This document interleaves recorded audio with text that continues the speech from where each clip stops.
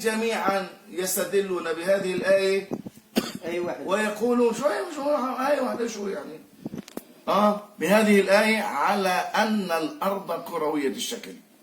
منهم من استدل وإذا الأرض كيف سطحت قال أنها كروية. منهم من استدل وهو الذي مد الأرض قال أنها كروية. ومنهم من استدل الذي جعل لكم الأرض فراشا قال أنها كروية. احنا عندنا علماء المسلمين أمينين عندنا على ديننا. أنا آمنهم أستأمنهم على ديني. شو يعني أنه قال أن الأرض كروية أو قال ليست بكروية؟ من باب أولى طالما أنا آمنه يعني أؤمن به وأستأمنه على ديني فممكن أنا أخذ منه بكل أريحية. مع أنه زي ما قلت لك أنه أنا لا أكفر من يقول كروية ولا أكفر من يقول ليست كروية ولا أفسق من يقول كروية ولا أفسق من يقول ليست بكروية. ليه؟ لأن هذا البحث ليس له علاقة لا بأركان الإيمان ولا بعقائد المسلمين ولا بالحلال ولا بالحرام. فهناك أمور كثير علمية أثبتوها أهل العلم وأهل الفلك وأهل الطب وأهل الجغرافيا موجودة. لكن هذا الكلام لا يعني أنه كونه القرآن الكريم ما ذكروش صراحة. فأنت الآن عندك مشكلة مع علماء الفلك الذين قطعوا المسألة وأثبتوا لك بالدليل القاطع عندهم. بتشوف أدلتهم تطلع معهم. قلت لك أنا ألف كتاب في إبطال علمهم وأنهم كذبة وأنهم محرفون وأنهم فاشلون وأنه كله ألاعيب وليس لها وجود وليس لها واقع كله هيك دجل في دجل. قلت لك ألف كتاب واثبت هذا الكلام. أما أن تأتي وأن تتحرش بعلماء المسلمين هذا ما لا سبيل إليه. الآن لما أنا بجي بقول لك مثلا عندي 20 عالم من علماء المسلمين بقولوا الأرض كروية شو تقول؟ أخطأوا؟ مين اللي قال بالتسطح ترجمان القرآن؟ من أنت الذي تخطئ؟ ترجمان القرآن قال أن الأرض مسطحة. مين قال؟ ابن عباس. وين أعطيني؟ أبدأ فيه. شو أعطيه؟ يعني ليست كروية قال؟ أكيد. هو قال ليست كروية. ابن عباس قال ليست كروية. مش بس على الأرض. لحظة شوي لحظة. احفظ كلامك. هل قال ابن عباس لطفا لا كرة؟ هل قال ابن عباس أن الأرض ليست كروية؟ صحيح. أم أنه قال سطحت يعني مبسوطة؟ مدت على الماء. إيه؟ مدت على الماء. هل قال أنها ليست كروية؟ كلامي لا كرة. قال لا كرة. واعطيني وين؟ وين؟ لحظة ابن عباس أنا مش حافظ كلامه بالحرف بس في كثير. ليش عندي السيوطي فيش غير السيوطي اللي بقول انه يعني في ظاهرها انها منبسطة. اسمح لي اتكلم. احنا ما بنتكلمش على شكل الارض لحالها. في عندك سماوات، في عندك قمر، شمس، نجوم، كواكب. هذا كله مش شكل الارض اللي ارجع للكلام الاولاني تناقشنيش فيه. هذا انت بتقول انه ابن عباس قال انها ليست كروية واين قال؟ اكيد قال. اعطيني كل الدلالات. اعطيني وين قال؟ هي مكتبة بقول لك اياها. وين في لك كتاب لابن عباس؟ كتب التفسير موجود. شو بدك؟ وين قال؟ فلو كتاب الى الارض كيف سطحت. شوف فسرت. اعطيني ما شفت فيش كلام لابن عباس. انا الان مش حافظه بس ابن عباس لم يقل انها ليست كروية. لم يقل انها ليست كروية. شو قال التفسير؟ ما قال. الطبري، القرطبي، ما قال ابن عباس. الجلالين ما قال ليست كروية. حتى ابن الجلالين هو السيوطي الوحيد اللي انتم بتعلقوا به بقول في ظاهرها انها منبسطه ليست كرويه. عشمة ظاهرها يعني ظاهر النص، لكن باطن النص لا. يعني لانه احنا لما ما بنعرفش الفاظ اللغه شو بتقول بنفكر واحنا بنفهم. لما يجي بقول لك هذا في الظاهر يا هو ما بيعرف باطن النص ولا بيعرف الحكمه منه ولا في هناك دلالات غامضة على العالم أحيانا. بقول لك هذا في الظاهر أنه يتعارض مع الحديث في ظاهره لكن في حقيقته الله أعلم. طيب الآن لو جيت سألتك سؤال بسيط يعني الجبل منبسط ولا هرم؟ الجبل إذا أعلاه مسطح نقول لا. الجبل كجبل هرمي بشكل أكثر. رأس الهرم شو اسمه في اللغة؟ رأس الجبل شو اسمه باللغة؟ رأس الجبل. شو اسمه باللغة؟ لغة أنت جاي تناقشني كمسلم عالم طيب. من علماء المسلمين هون في البلاد، شو اسم رأس لا، أنا ما الجبل؟ قلت عن حال عالم المسلمين. كيف؟ أنا قلت عن حال عالم المسلمين. ماشي، أنا عن حالي أنا. أنت هي رأس الجبل على الرأس نفسه. احنا بنطلع على قمة أعلى الجبل. الجبل. على قمة الجبل. أعلى. انت بنقعد على قمة الجبل، شو اسم قمة الجبل هذه احنا قاعدين عليها؟ ممكن تكون قمة الجبل مساحتها حوالي 20-30 دنم أرض. شو اسمه هذا؟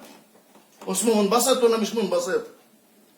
مسطح ولا مش مسطح؟ مش سطح الجبل؟ ماشي، سطح الجبل. انت علماء المسلمين زي الطبري سفح الجبل.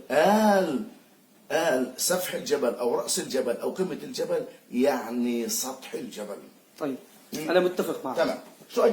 أنا متفق معك. هاي الجبل. هي الجبل. لا هي الجبل. ماذا أسفله؟ هي الجبل. مو الجبل ممكن يكون مثلث، ممكن يكون مدور، ممكن يكون كروي، يمكن يكون متمن إلى آخره. هي السطح الجبل. إذا السطح اللي هون قطره يمكن يكون نص كيلو وتحت يمكن قطره 5 كيلو مثلا. إذا هذا السطح هل يعني أن الجبل منبسط؟ لا. تماما. هل تستطيع أن تثبت بأن الأرض ليست كمنظر الجبل؟ كيف؟ أول شيء مفهوم الكرة أو الكرة. شو مفهومه؟ ارفع صوتك. شو مفهوم الكرة في اللغة العربية الفصحى؟ أنت بتحكي بالفصحى. شو كان يقول عنها؟ جايبوا طابة وكان يحكوا عنها طابة؟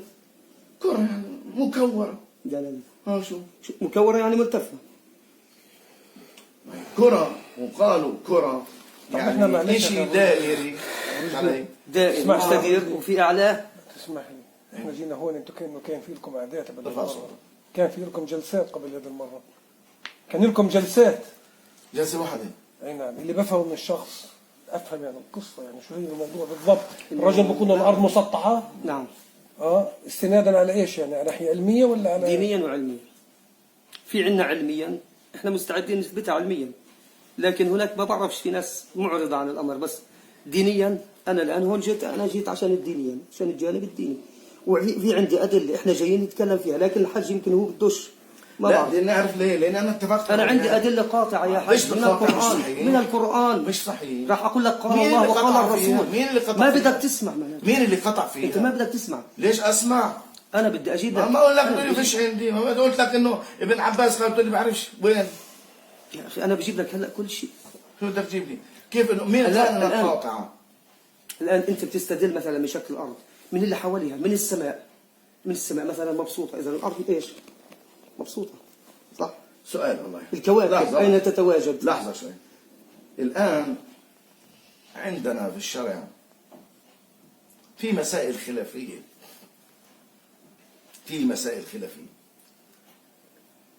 الآن في هناك غايات من إثارة المسائل الخلافية. لا والله يعني فكرني. طيب أول بالك. بفكر ليش ما بفكرش؟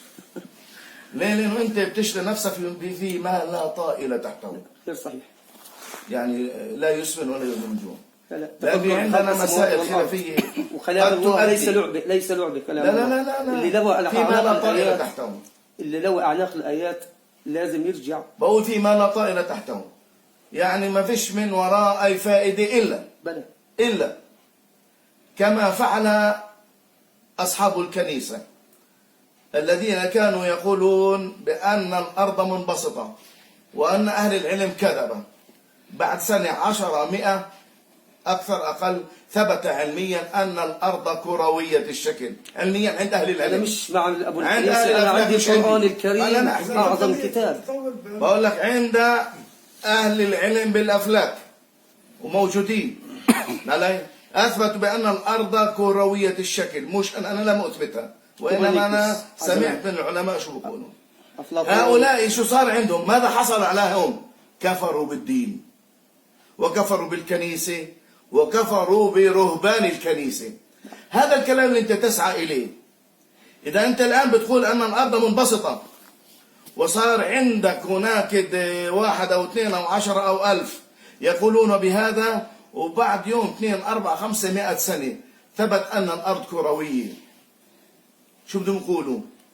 وإذا ما ثبتش؟ ها؟ وإذا ما ثبتش؟ بسأل سؤال أنا. لا، الحق بيظهر بالنهاية مهما الكذب مهما الآن طال. وإذا ما ثبتش لا يضرني كمسلم، لا يضرني. بل يضر. إذا ثبت لا بل يضرني. يضر كلام الله، هذا كلام الله. وإذا ثبت لا يضرني يعني وإذا لم يثبت لا يضرني. يعني إذا لم يثبت أنت يعني بلا معلش بلا مؤاخذة يعني، هل هذا يؤثر في إيمانك بالله عز وجل؟ اللي إيمانه ضعيف بيأثر فيه. كيف بده يأثر يا أخي؟ بلا مؤاخذة يعني أنا شايف لا، المسألة في كلها أناس. المسألة كلها يا أخي أنا شايفها ما فيش منها فائدة بالمرة بتاتا. تبحث عمالك في موضوع لا يسمن ولا يغني من جوع. الذين يتفكرون في خلق السماوات والأرض. يا زلمه انت التفكر هذا اللي بتحكي يا زلمه، انو العلم بدك تكذب العلماء يا زلمه. اطلع عمرك ركبت طياره انت، معلش عمرك ركبت طياره؟ شو عمرك طلعت انت؟ انا طلعت بالطيارات. طياره ماشي. عمرك ركبت طياره؟ ماشي طلعت لما طياره. بتطلع فوق لحالك بتشوف الارض هيك بتتكور وانت بس على على ارتفاع 35,000 قدم. تطلع من شباك الطياره بتشوفها مدوره، الارض بتلاقيها هيك مكوره. انا هلا بجيب هذا الحكي يا زلمه شو تجيب لي؟ بتجيب لي شيء تكذبش عيني. انا شفتها كمان، وأنا شايف أنا شفتها وجبتها وصورتها وطلعت. روح لك رحله يا عم اركب طياره. اللي علي 20 كيلو متر، اللي علي 20 كيلو متر ما شافش اللي بتحكي عنه. مش مضبوط هذا الحكي ما احنا شفناه. واللي علي طب القطب الشمالي والقطب الجنوبي ليش صار قطب يا شمالي زلمه وقطب جنوبي؟ يا رجل بتعرف انت شو معناته هذا الحكي؟ في عندك قطب إذا شمالي، قطب كانت الأرض مسطحة كما يقول صحيح ماشي الحال، معناته ستصل إلى النهاية فيها إلها زوايا. إلى النهاية زوايا، خلص توصل نقطة معينة ما تقدرش تكمل. زي الطاولة. مظبوط زي ما حكى حكى انه كلامك. حدود السماء، حدود الارض مع السماء. لا يا عمي هذا الحكي. طيب هذا دليلي عندي الان. انا جاي في المناظره وراح احكي اللي عندي واللي بده يسمع. انت ما تاخذ الادله القرانيه أنا يا شيخ. بمنطوقها يا شيخ انا لي 3 سنين في الموضوع ومش جديد يا اخي ان شاء الله 20 وبحثت سنه كويس. يعني في ناس بحثت قاعد كويس. يا اخي في ناس كان عندهم اراء زي الامام الشافعي وحملوا سنين وكان يدرسوا سنين وقابل امراه، فهمت علي، فغير رايه. فهمت علي؟ مجرد انه قابل امراه وسالها سؤال غير رايه. هل انتم مش مستعدين يعني نستمع؟ هل يعني نلغي الموضوع كل شيء؟ يعني انا شايف يعني انا شايفه بالنسبه لا لي مش شايفنا. طيب اذا انت شايفه مش انت بس انت ابن عمي بتجاوب على السؤال بسؤال. لما واحد يسالك سؤال وين بتجاوب. اتفضل. كيف تسال بتجاوب فيها. فيها. خذ المية وهي مية. لاحظوا كيف. نعم. هاي الأرض منبسطة. الآن هون الشمس موجودة. حلو؟ حلو. هون ضوء غاد عتمة. وقتيش بصير غاد ضوء هون عتمة؟ اول شيء بدك تعرف انه الليل والنهار منفصلين عن قرب الشمس. لجاي هنا سمع. اول شيء بدك تعرف انه الليل والنهار هاي هون منفصلات. عملية الليل تجربة. والنهار منفصلات عن الشمس والقمر. كيف بتصير ليل ونهار هاي حتى لو الشمس؟ هنا فسر الليل لي. اذا يغشاها. بقول لك فسر لي هون شو انت بتروح شو هذا ما تسألني سؤال. هاي الشمس وهي الأرض منبسطة نعم. مش كروية. لاحظ كيف. وقتيش بده يصير هون ليل؟ الليل يغشاها. كيف بده يصير ليل؟ كلام الله بعرف أوضح انه من الليل اذا يغشاه. الليل اذا يغشاها. كيف؟ والنهار يجليها. كيف؟ علميا انت بتناقش علميا كيف؟ تفسر ايات من ايات الله علميا. كيف طيب إيه بدك تشرحها كيف واحد بدك كافر؟ تجرؤ انك تفسر ايات من ايات الله علميا؟ هون السؤال. انا بقول لكش علميا. هلا احنا كيف بنصوم؟ وعليكم السلام. كيف نصوم وكيف نفطر؟ كيف نصوم؟ هلا بنضرب ونشوف بعض. وكيف كيف نصوم وكيف نفطر؟ سيدنا النبي صلى الله عليه وسلم خلانا نتبع العلم في الصيام. قال صوموا لرؤية الهلال وافطروا لرؤيته. صحيح. طيب انا بدي اراقب الهلال وتش بيطلع وتش من زي يطفي الضوء. الان هذه الشمس نعم. والارض منبسطة على رأيك.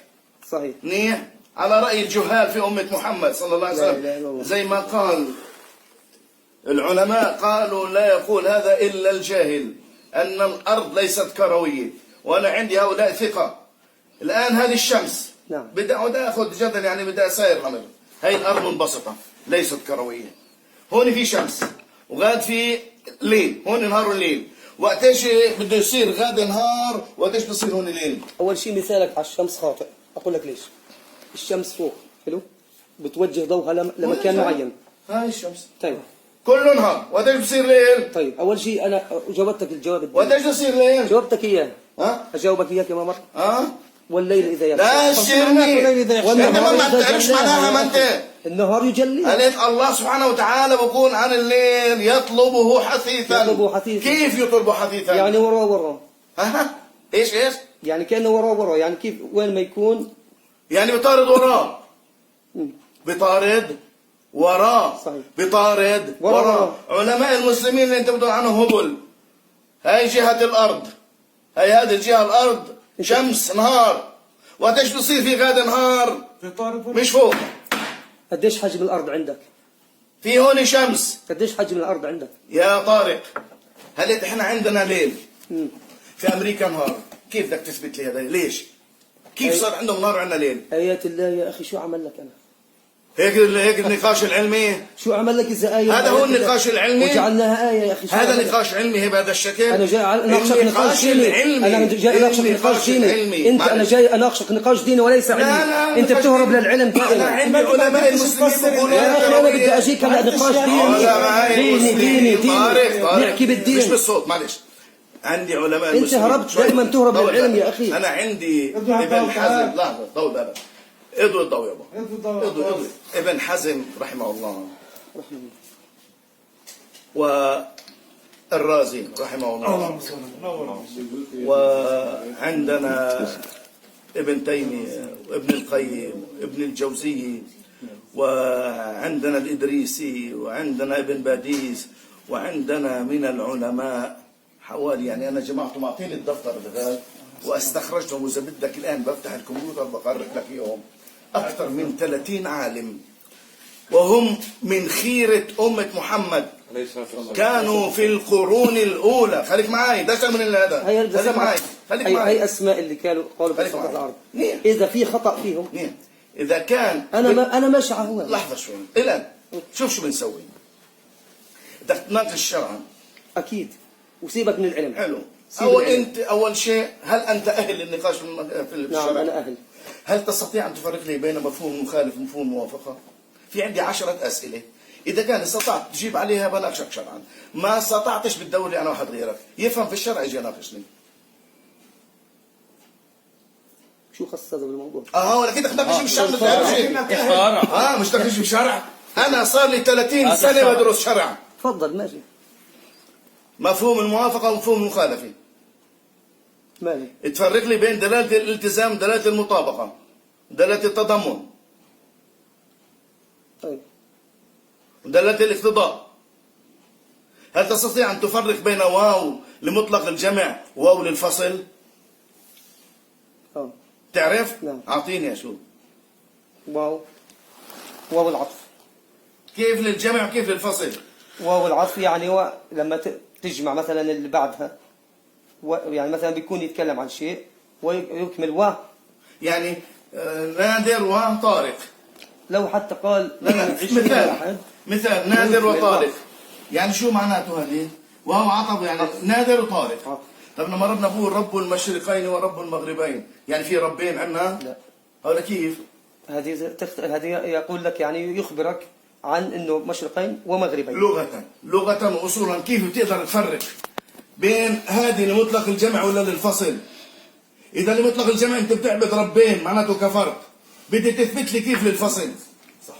من سياق الايه. علي لما انا بدي اناقش في الشرع، بدي اعرف شروط تفسير القران الكريم، بدي اعرف دلالات القران. معلش، يعني كيف تقدر تفرق بين القران المكي والقران المدني؟ طيب يا اخي في ايات بينات، انا مش جايك انا اجيب لك مثلا. لا انت ناقل، انت ناقل.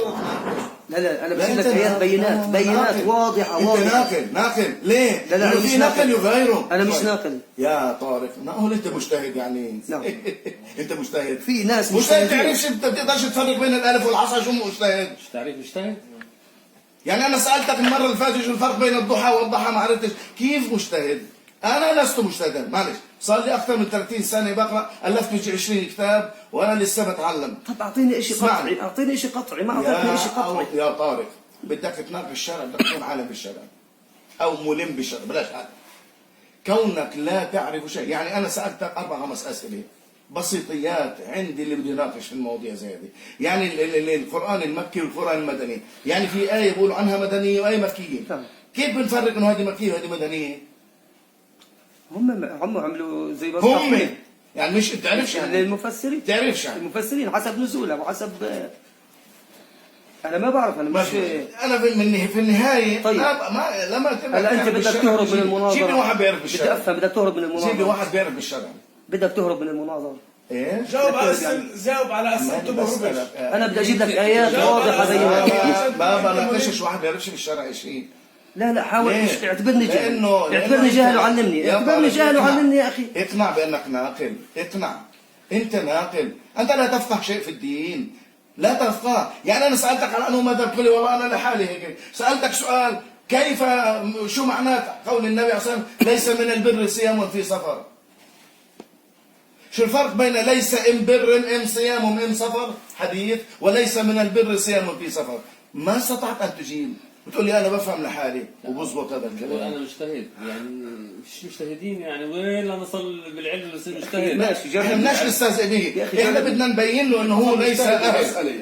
الان انت بدك اول شيء بالعلم. اول شيء بدك بالعلم. هلا بنصل كالتالي. انا بدي اشوف بنصل كالتالي. طيب. في الشرع لما احنا بنقول انه في عالم او 10 أو 20 بيقولوا انه الارض كرويه، وفي عندك عالم او 10 أو 20 بيقولوا الارض ليست كرويه. أنو اللي بده يقرر انه هذا العالم اخطا وهذا العالم افهم؟ الشخص اللي بيسمع. انا بقدر اقول الشخص الجاهل يعني.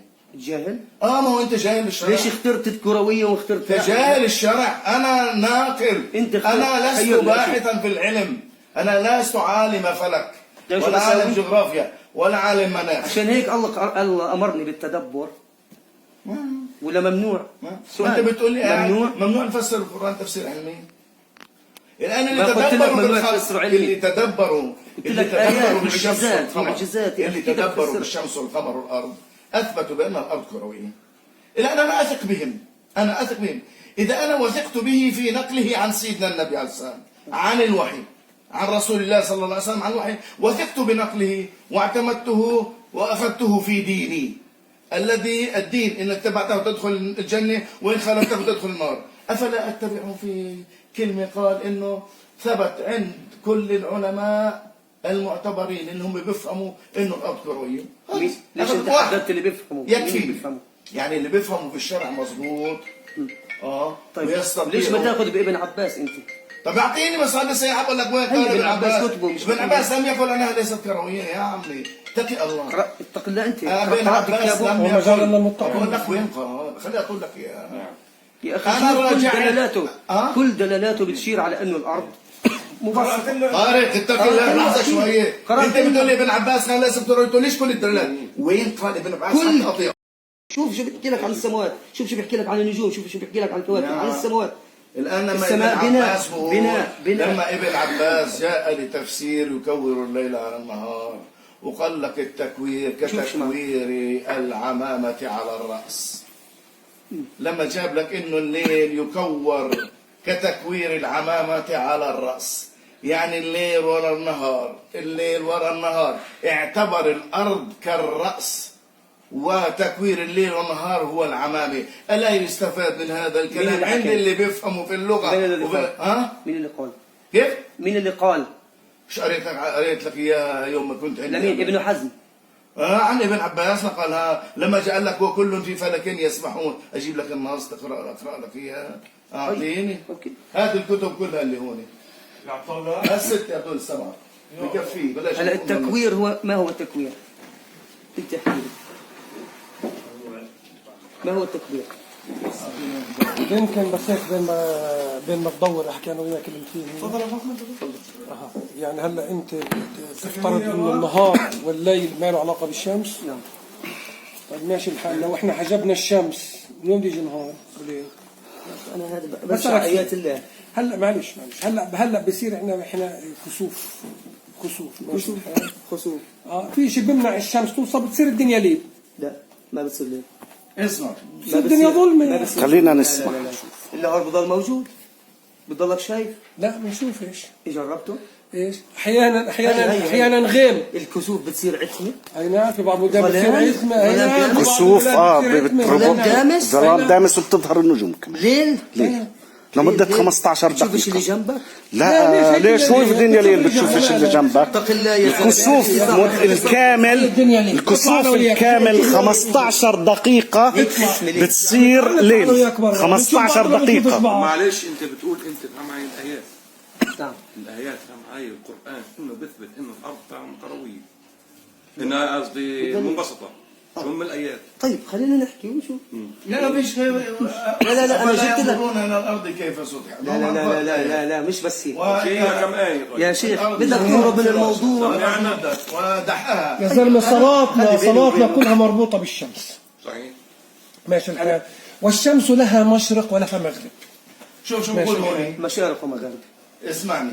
مشرقين ومغربين هون أصبح مشارق. طبعا ابن حزم يعتبر من علماء الحديث، يعني كتابه كيف مثلا كتاب تفسير الطبري، كيف مثلا سنن الترمذي وما إلى ذلك، يقول حدثنا لأنه الرجل أدرك عصر التدوين.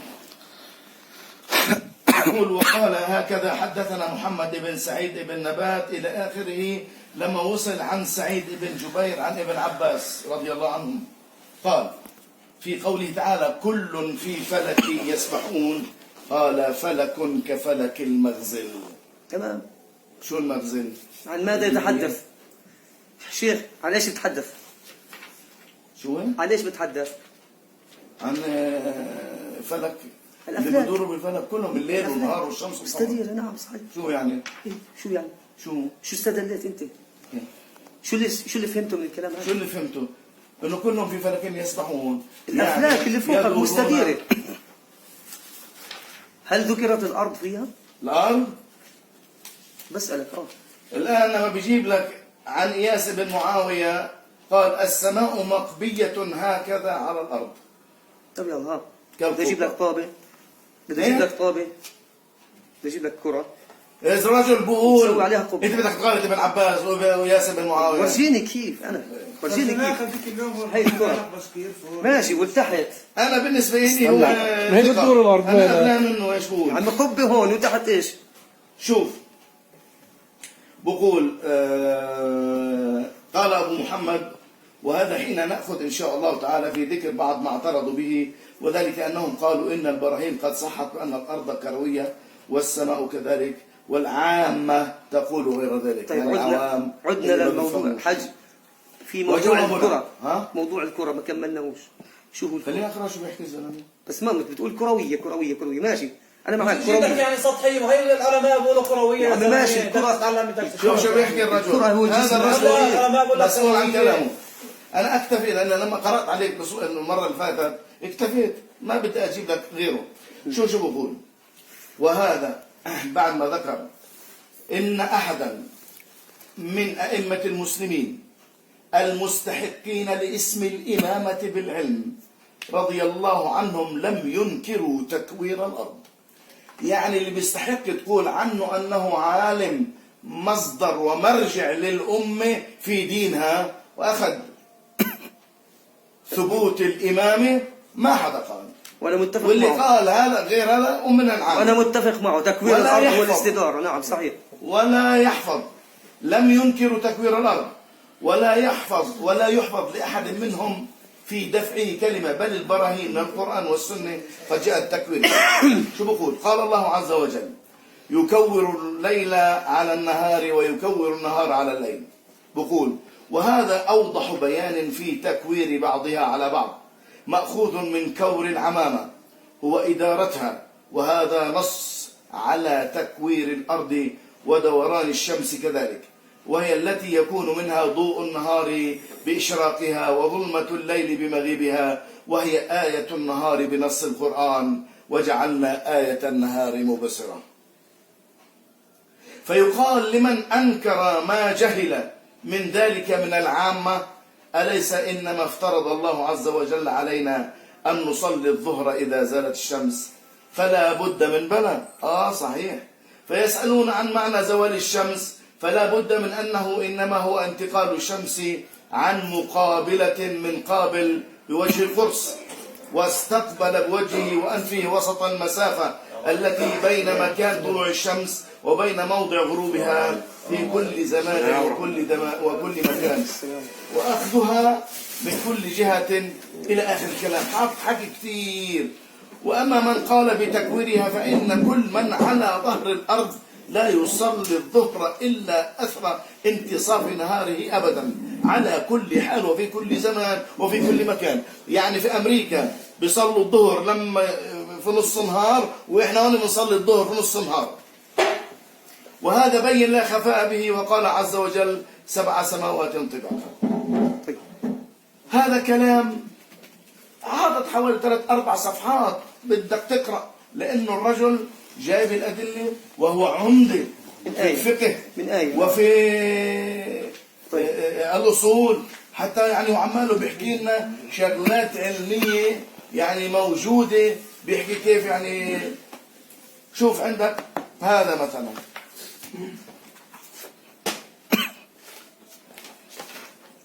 لمين هذا؟ المسعودي في مروج الذهب. وأما الدلائل على أن السماء على مثال الكرة وتدويرها بجميع ما فيها من الكواكب كدورة الكرة، وأن الأرض بجميع أجزائها من البر والبحر على مثال الكرة، وأن كرة الأرض مثبتة في وسط السماء كالمركز وقدرها كذا إلى آخر الكلام. وجايب يعني الحكي اللي بيحكوه علماء الفلك بدون ما يستدل إلى أي شيء من القرآن. وهذا يعتبر من علماء بدون أن يستدل المسلمين سنة 346 هجري.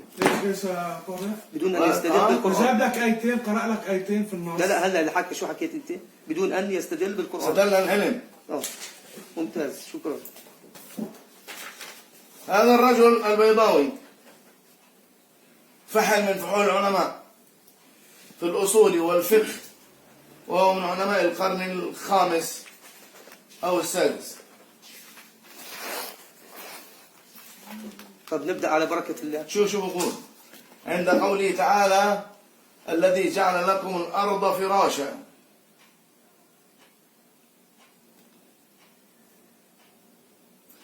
بيجيب كلام كثير. فراشا أن جعل بعض جوانبها بارزا عن الماء مع ما في طبعه من الإحاطة بها، وصيرها متوسطة بين الصلابة واللطافة حتى صارت مهيئة. لاحظ، أنت بدك تمنع العلماء يتكلموا بالطبيعة لشرح آية. هو ما قال لك إنه أنا القرآن معجز علميا، جاب لك كيف انت بتبحث يعني على الله الشيء اللي سبحانه بصدق وتعالى فكرتك. بتبحث على الكتب اللي بصدق فكرتك. يورجيك انه مشان علماء ايش؟ تنسر فيه. المسلمين. يا اخي طيب في كتب ثانيه قالوا غير كده. هي عندك انت بدك تجيب، اعطيك اياهم هي باسمائهم. مش عندك كتب؟ لأن يقعدوا ويناموا عليها كالفراش المبسوط. وانا بجيب زيك يعني مش مشكله. وذلك لا يستدعي كونها مسطحة، لأن كرية أو كروية شكلها كرية نعم أو كروية مع عظم حجمها واتساع جرمها لا تقبل الافتراش عليها. هذا البيضاوي. نقول احنا ليه؟ كرية. احنا لاحظت المصطلح اللي استخدمه؟ كرية.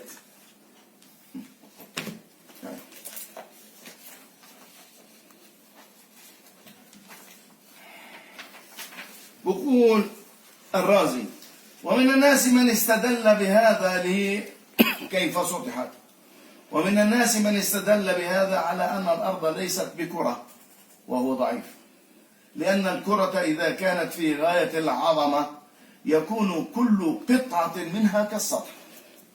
هذا مين؟ الرازي، علماء القرن السادس. هذا تفسيره. كمان كلام إله. طب ليش ما تجيب قول ابن وهو عباس؟ الذي مد قول ابن عباس. ايش ابن عباس ما قال انها ليست جيبه ما فيش جيبه يا رجل. بس انت اذا بدك تهرب منه يعني انت جيبه. انت بتحكي انه ابن عباس. بدي اجيبه من كتبه. انا معيش كتابه. انا مش حامل. لا تكون جاهز كمان. معلش فارق. انا بقول لك انا بحكي لك. انا لو مر علي انا مش عامله فيش لو ثبت لو في مش سؤال مرة. غلطه لو شو ثبت اسمه الكتاب؟ شوية لو ثبت أنا بس أقرأ لا يبين بقول اعلم عند قوله وهو الذي مد الأرض وجعل فيها رواسي بيجيب كذا إذا قلنا الأرض مسطحة لا كروي وأصحاب هذا القول احتجوا عليه بقوله والأرض بعد ذلك دحاها بجيب منيح. وهذا القول مشكل من وجهين. الأول إن ثبت بالدلائل أن الأرض كروية فكيف يمكن المكابرة فيه؟ فإن قالوا وقوله مد الأرض ينافي كونها كروية فكيف يمكن المكابرة فيه؟ قلنا لا نسلم أن الأرض جسم عظيم والكرة إذا كانت في غاية الكبر نفس الكلام اللي حكاه كان كل قطعة منها تشاهد كالسطح والتفاوت الحاصل بينه وبين السطح لا يحصل إلا في علم الله لأنه هو ما طلع فبده يعزو الدراية والاطلاع إلى علم الله عز وجل.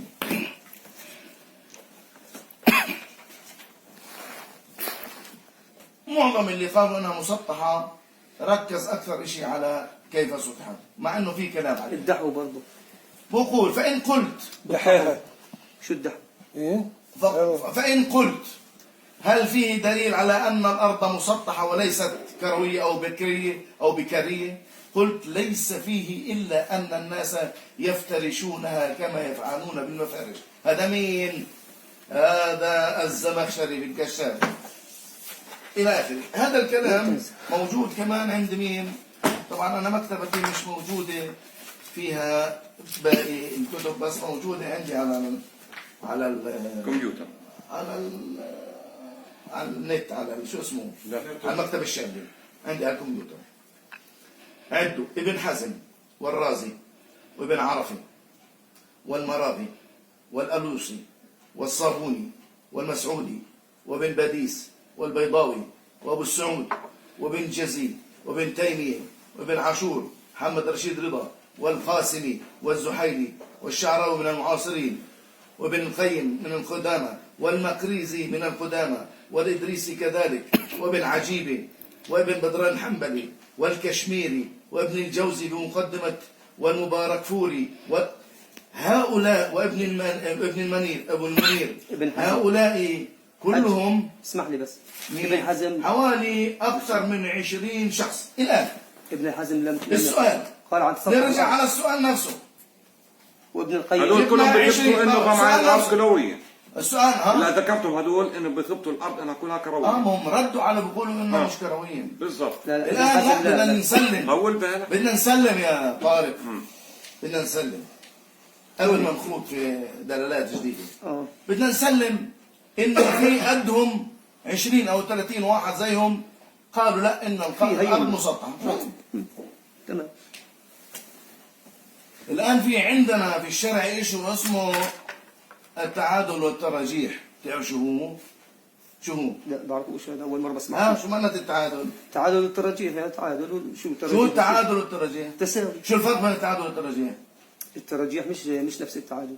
شو الفرق بيناتهم؟ الترجيح يعني شو الفرق بين الشمعة وبين الترجيح؟ تقول لي خليني احكي طيب بتحكي وبتسال وبتعاود تحكي. الترجيح يعني مساواة بين هذا وهذا او يعني مثلا كفتين هنا ترجح بيناتهم عشان تساويهم.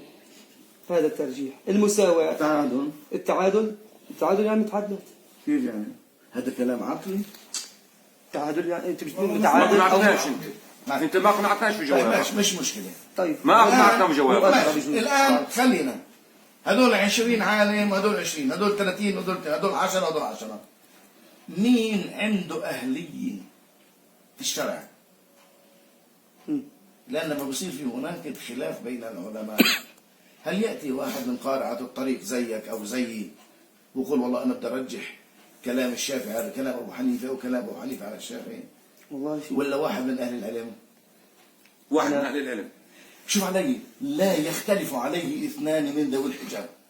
مش ممكن يختلفوا على هذا الكلام اثنين بيفهموه انه الترجيح. بدي اسلم جدلا انا لانه مر علي 1 2 4 قالوا في لما بحثت مر علي كم من واحد قالوا لا الأرض في ظاهرها أنها مسطحة ليست كروية، لأن هذول قالوا وهذول قالوا. بدي أسلم جدلا أنه العدد نفس العدد منيح، لأنه إذا كان زاد دير بالك إذا زاد عدد القائلين عندنا بالشرع، إذا زاد عدد القائلين يرجح الجمهور على القلة. عندنا في الأصول إنه الكثرة مرجحة على القلة، يعني واحد روى حديث مخالف لاثنين روى حديث مغاير له، مقدم الاثنين على واحد. الله دائما يخاطبنا في القرآن ولو حتى مسلمين ومؤمنين. الله دائما يخاطبنا إن أكثركم لا يعلمون، إن أكثركم لا هذا لا يفقهون، أكثر الناس لا يعلمون. نعم. شو هذا في ايش؟ وكان يخاطب المسلمين. وما أكثر الناس يعلمون هذا بس من الإيمان. إذا أنت بدك ترجح كفة الأكثرية، الرسول صلى الله عليه وسلم، الرسول عليه الصلاة والسلام على زمانه لما كانوا يعبدوا الأوثان هو أجا. وين راح الحديث عليكم بالسواد الأعظم؟ تعرفوا هذا وتعرفوه؟ لا ما أعرفوش. هيك تعرفته. طيب فسروا. ها؟ فسروا. السواد الأعظم هيك نطلع بتلاقي فيه هناك 100 شخص وفي هون 10، هذا السواد الأعظم. وين مفهوم الإجماع؟ الإجماع لازم يكون مسند. ها؟ مسند في أدلة. الإجماع ده اشترك محنون بحث شو كيف بده يصير الإجماع. الآن في شيء اسمه إجماع وفي شيء اسمه خلاف. الإجماع مقدم على الخلاف. ليه؟ لأنه الإجماع عدده أكثر من المخالفين. هذه مسألة ما تجادل فيها، هذه مسألة لا تجادل طب فيها. هات الإجماع. الآن لا أنا بدي أوصل لك فكرة. هات إجماعهم. الآن سألتك سؤال، أنت لست أهلا للترجيح بين العلماء. هو حكى فهم علي انا وانت قاعد تحكي وتتكلم، قال انا جاي بدي اتعلم. مظبوط صح. بدي اتعلم. قال لك علمني انت. جاي اسالك اسئله وتجاوبني عليها. علمني. انا جاي اسالك انت مقتنع؟ لا برضه مش جاي يتعلم، معلش. لا مش جاي بده يناظر، مش جاي يتعلم. مرة هديك اجى يتعلم، مرة هذا جاي يناظر، جاي يسحق، جاي يسحقنا كلنا بالعربي. بدي أسحقه. احنا كلنا بدنا نتعلم. احنا جايين نتعلم. حتى الآن بالضبط. أنا خليني ما بحث أنا فيه. في فرق بين بده يتعلم وجاي يناظر. نادر ماشي، هذه نقطة مهمة جدا فيصلية. ليه؟ لأنه أنا لا أستطيع أن أنكر كشخص محمد شويك أبو رشدي، يعني لا يمكنني أن أنكر أنه في هناك ناس من العلماء قالوا بأنه الأرض ليست كروية. مر معي. حلو؟ كويس. يعني أنت موافق بالرأي. عندي أنا فيما أعلم أنه عدد القائلين بكروية الأرض أكثر من عدد القائلين بعكسها. الآن صار أرجع لي. انت قلت فاهم معي بين التعادل والارجح. نعم. صار انه يرجح شوي. بالضبط. الان بدي اسلم جدلا. كلنا نتعلم. انا حسب بحثي توصلت انه عدد القائلين اكثر. اذا كان انت بتوجد عدد القائلين بعكسها، لكن تحتاج الى عالم بالشرع. يعني ممكن يجيب واحد لا هذول قالوا بدنا نشوف دليلهم، هذول قالوا بدنا نشوف دليلهم. الآن في هناك هذا قال بدليل وهذا قال بدليل. يعني أحيانا يعني في هناك مسألة عند العلماء بيقولوا رأي الجمهور فيها يخالف حديث رسول الله صلى الله عليه وسلم. مسألة إدراك الصلاة، يعني أنت جئت لتصلي فوجدت الإمام جالس، وجدت الإمام جالس يعني في الجلوس الأخير بتحكي وتسلم، فأنت أدركت الصلاة أم أدركت الجماعة؟ أدركت الجماعة. الآن الجمهور يقول لك أدركت الصلاة، وهذا يخالف منطوق، يخالف مفهوم حديث رسول الله: من أدرك ركعة فقد أدرك الصلاة، يعني من لم يدرك ركعة فلن يدرك صلاة. فقالوا الجمهور إنه أدرك الصلاة، ولكن الحديث يقول لك ما أدركش. أجوا العلماء ووفقوا، قالوا بكون هيك أدرك الجماعة ولم يدرك الصلاة، لأنه بده يعيد كل الصلاة. شو أدرك صلاة؟ وقعد عشان يدرك بس ثواب الجماعة. بعد ما سلم قام يشوف الركعات كلها. فهنا لو جينا قلنا بدنا نبحث في الدليل، بدها واحد عالم شرع جيب لي واحد عالم في الشرع بقول وعنده قدرة في على التمييز، عالم في الشرع في على التمييز بين الدلالات والنصوص، بين المجاز والإضمار والحقيقة المجاز لا أعترف فيه. والمجاز في ناس ما بيعترفوا فيه، والاشتراك. حتى مفسرين ما بيعترفوا فيه. المجاز المجاز تعرفوش مجاز الفصل؟ بيعترفوش فيه، يقول لك أنا لا ما يوجد بفسر. لا يوجد مجاز. أنو في مفسرين كثير. واحد أو اثنين هذا الحكي بعد العصور الأربعة الخمسة. لا اشترك احنا كل العلماء عندنا 99% بقول بالمجاز، اللي بقولش المجاز ما هو ما اعتبروش بفهم في طيب تفسير لا بس القرآن. اسمح لي اتكلم. اسمح لي اتكلم. انت قلت لي مثلا انه في الاكثريه هي الغالب، الغالب الساحق، يعني الغالبيه الساحقه كلهم نقلوا نفس الكلام. لاحظت انا قلت نفس الكلام تقريبا او شويه تغييرات. نفس الكلام. اذا النقل كان هم متبعين النقل، يعني انا بنقل من فلان، والله انا شفت قال فلان بنقل. حلو. الان انت مكلف ولا مش مكلف؟ كانسان مكلف ولا مش مكلف؟ كلفت تعلم الشرع. هل في عندك دليل على كلامك هذا؟ أعطيني دليل من الشرع بيقول لي لازم أعرف إذا الأرض كروية أو مش كروية. أعطيني دليل على أني لازم أكون فقيه في الشرع مشان أنا أميز أنا بعطيك كإنسان. أنا بعطيك دليل. مش فقيه تدخل النار إذا ما كنتش مش عالم بالشرع. ولكن أنت قال عليه تتكلم. الصلاة والسلام من قال في القرآن بغير علم فليتبوأ مقعده من أنا أتبوأ النار. شو رأيك؟ بغير علم. بغير علم. اللي طلع معه صور برضه قال انه الارض كرويه. بس اللي صور جاب لك إياها بعدسة عين السمكة. انا برد عليه هون ما ردش عليه هون، انا تقتنع، انا ما بحكي شفت واحد ثاني صور. انا بحكي مش شفت غلط، واحد انا ثاني بتعلم. شفت واحد ثاني صور طلع 33 كيلومتر أو 39 كيلومتر وجاب لك الأرض مستوية. ليش؟ هون السؤال. ما مر علينا هذا الحكي. برجيك إياه. معناته إيش؟ شوف جمعية الأرض المسطحة اللي الغربية بتعمل لهم أفلام وهم بيحضروا الأفلام هذه وبيصدقوها. انا مش مطلوب مني انا مناطيد. منطاد انت بتقدر تسويه لو انت ناوي تبحث. منطاد كيف برصد الطقس مناطيد. يعني تيجي على الدكتور بقول لك في شريان ماشي من هون لجسمك انت بتشوفوش، في شغلات لا ترى بالعين المجرده، ترى بالمشاهد وترى بهذا. الدكتور والعالم الغربي هذا هو اللي بقول هذا الحكي، انا اقول له انت بس صدقش كلامك اللي انا اروح اشوف يفترض مني انا اكون شو مصلحة يا أخي في دليل قاطع. شو مصلحة العلماء يقولوا في تسطح الأرض أو في كروية؟ لا استنى شوي. شو مصلحتهم يقولوا في كروية الأرض؟ هو الغرب، لأنه الغرب حكى لهم هيك خلص. أنا بسألك سؤال. شو مصلحة العلماء مساكن الدين؟ شو مصلحة العلماء والكفار في كروية الأرض؟ أنا مشيت على اللي شفته بعيني. هم ماخذين من كفار. أنا مشيت على اللي شفته بعيني. شو شفت بعينك انت؟ شو حضرت افلام؟ انت حضرت فيلم مسطح. المية بين ايديك.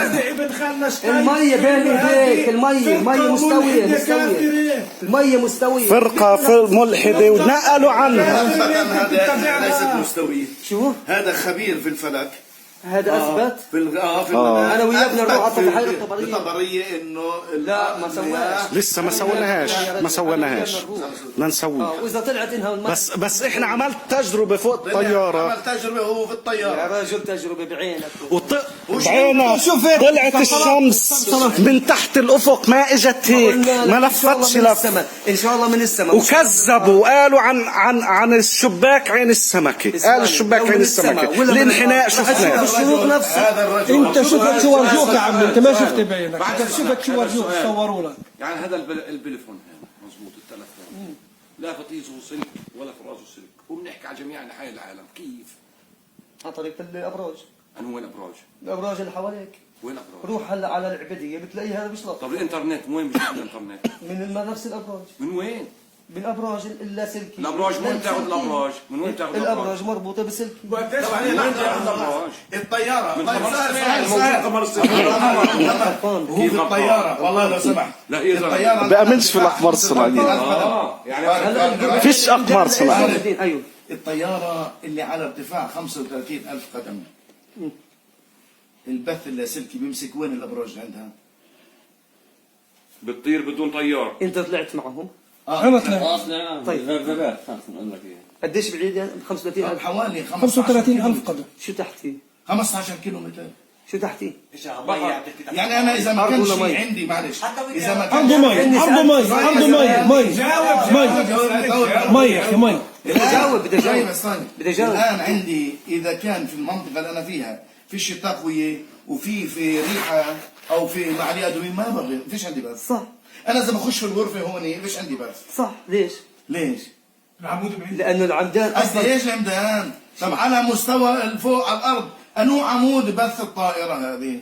أنه قال لك إنه بتضلها لقطة طول الطريق طائرة. أنا حكيت مع طيارين. لا طيار بقول لك تشتغلش لانه بيعطل على اجهزتها، لكن اجهزتها هي اللي شغاله. على مين ماسكه اجهزه الطيارات؟ ماسكة إيش؟ البث الطيار مع اهل الارض. بس إيش يا أقمار رجل؟ الصناعية. اتصال بينه وبين يا رجل الاتصال تقدر لا سلك لا أوفلاين زي غير متصل غير عادي.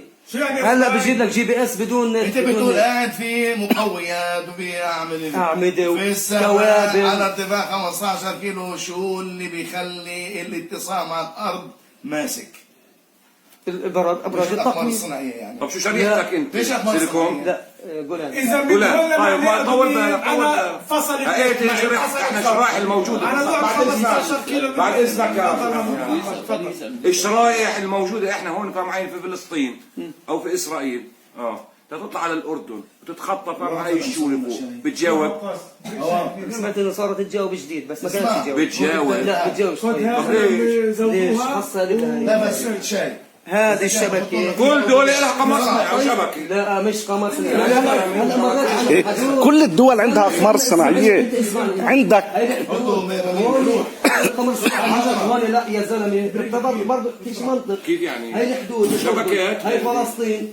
شو اللي شبكات؟ هلا صرت تتهرب لي انت. كيف هاي أتهرب؟ الارض هاي فلسطين. طب ليش بتجاوبش؟ هاي فلسطين. انت ركز معي. فلسطين هون وهي الاردن. مرقت على الحدود. ليش القمر الصناعي كان وقت هون وبطل هون؟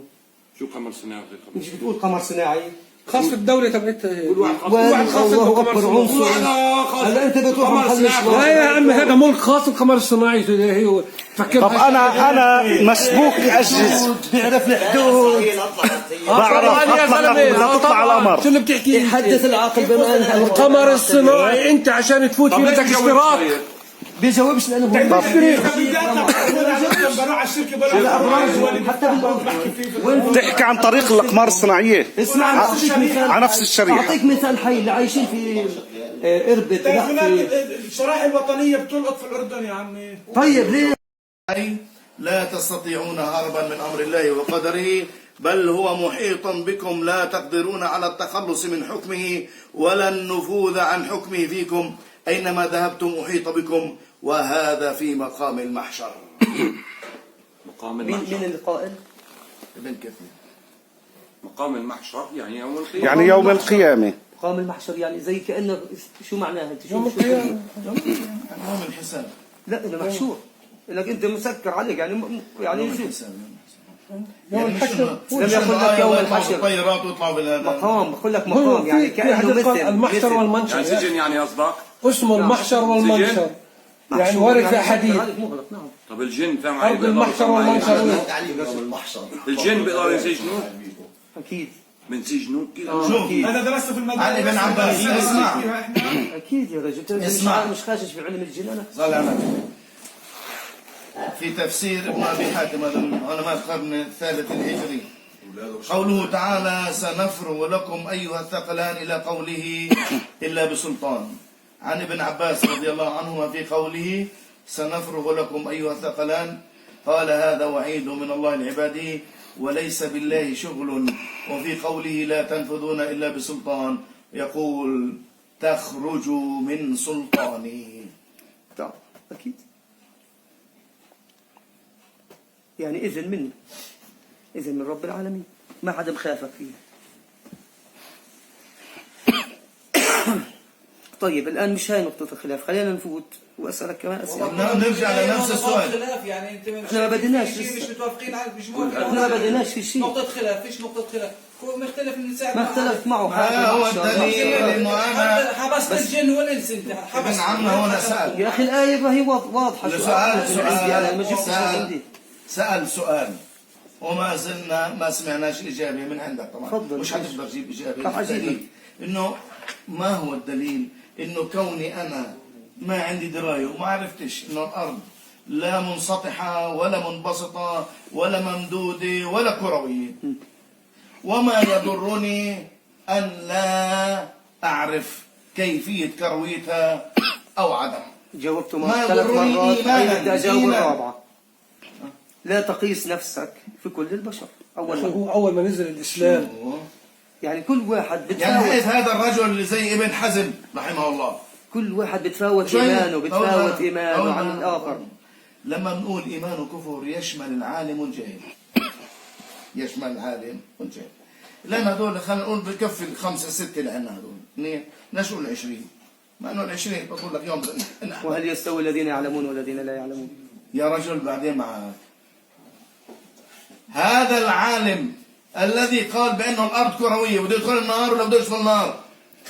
لا شو المشكلة؟ لا. وانا لكن- بقول اللي بقول ان الارض منبسطه بده يدخل النار لكن بده النار، الموضوع- اللي بقول لا يقول احد هذا الا بدليل.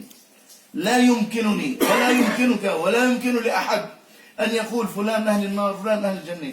يعني مره في غزوه من الغزوات احد المسلمين كان مع النبي صلى الله عليه وسلم عليه الصلاة والسلام. قاتل قتالا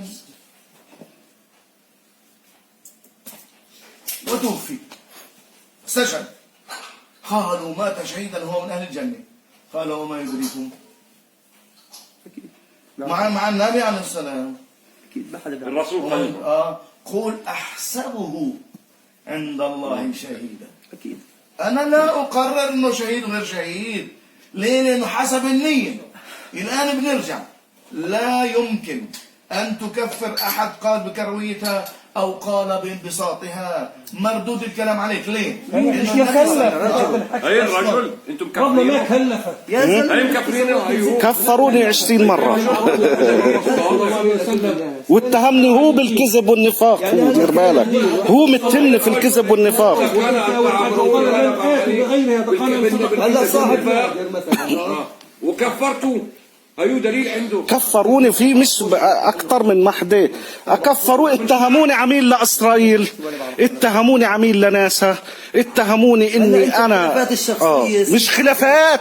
على ايش يا حبيبي؟ شو بدي انا؟ شو في بيني وبين ابن الجزائر يوم ما ولا هذا ابن الاردن يوم ما يتهمني اني انا عميل لاسرائيل لاني انا بامن بكرويه الارض؟ جاي ابن عمنا هون يسال الشيخ يلا. ويتنظر على اسئله. خليه يسال، خلينا نسال. شوف شو السؤال، شوف ليش الجواب. هسه انا ما اخذت الجواب والكل فينا شو هو بينتظر الجواب؟ جواب. أيوة. اللي ما عنده علمان ما عرف وبدوش يعرف. انا اضطريت اعرف، لكن هناك ناس او ادميين شيوخ صغار كبار قال لا بشرنا الحكي الفاضي. انا عندي عايشين في ذل وعايشين في مهانه وعايشين في اضطهاد وعايشين الى اخره. أنا متفق معك. لا أنا بقول لك أنا هل يضرني أن لا أعرف؟ هل يضرني أن أقول إنها كروية؟ هل يضرني أن أقول إنها منبسطة؟ ممكن إنه يعزز إيمانك. إيه؟ ممكن إنه يعزز إيمانك أكثر. اذا كانت سطحيه أما يعني. وإذا كان كروية إيمانه بيكون ناقص؟ لا مش ناقص. يمكن يكون ناقص نوعا ما. ليش؟ لأنه في آيات هو إيش أعرض عنها. شو هي أعرض عنها؟ كل الآيات اللي تتحدث عن يعني السماوات والأرض. كلفته بأمر وما أعرض عنه. يعني ملزم انا وين اتعلمها الآيات اللي او كلفتك إنك تفسيرها. ملزم بالقرآن كله. ملزم بالقرآن كله كيف نعم. يعني؟ مش تأخذ جزء وتترك جزء. أترك جزء أخذ جزء. ملزم أنا احفظه يعني ملزم احفظه ولا شو ملزم فيه؟ ملزم تفهمه أكثر من يا طارق في هناك آيات في طرق فهم. علماء المسلمين.